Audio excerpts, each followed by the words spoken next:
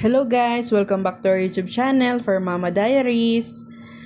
Papakilaman lang namin sa inyo ang mga regular stray namin na cats.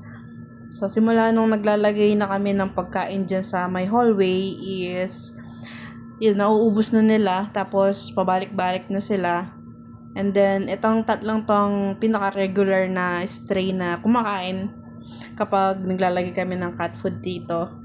Eto yan, pangalan nito si Choco, lalaki siya. So lagi siya nandyan, tuwing umaga madalas silang humihingi ng pagkain. Kung hindi umaga, gabi, ganyan. Minsan, 2 beses sa isang araw, umaga at saka gabi. So ayan, kapag binigyan mo na sila ng pagkain, kakain na sila. Talagang naghihintay silang bigyan mo sila ng pagkain.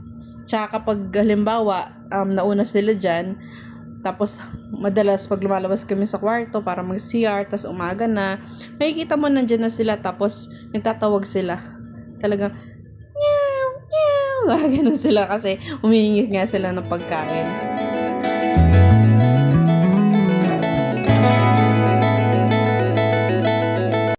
Ito naman si Gray, guys. Ewan ko kung bakit Gray yung pangalan niya, pinangalanan siya ni Sarah na Gray. Ito, kailangan mong iabot yung pagkain sa kanya para kumain siya. Alanganin pa rin siya kahit ang tagal-tagal na namin siyang pinapakain dito, pero alanganin pa rin siya lumapit. Kaya inaabot na lang namin para makakain siya na maayos. Tignan nyo si Choco, lalapitan siya ni Tesay. Ayan si Tesay nasa dulo. Si Tesay yan ang pinakaunang regular stray namin. So ito, kaya nga yan yung kahoy na yan, yung plywood na yan is nakaharang dyan, tas sa loob niyan is mayroon siyang higaan dyan. Kahit umuulan, hindi siya nababasa dyan, nakakapag-relax siya dyan.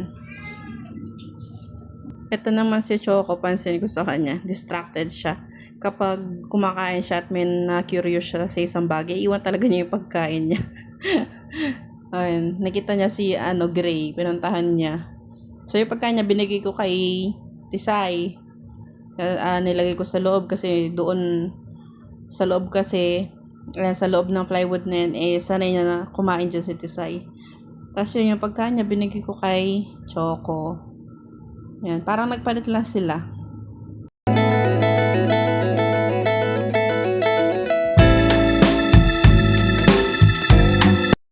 Tignan niyo yung lagayan ng pagkain tsaka tubig ni Tesay, hindi ko pa nalinis.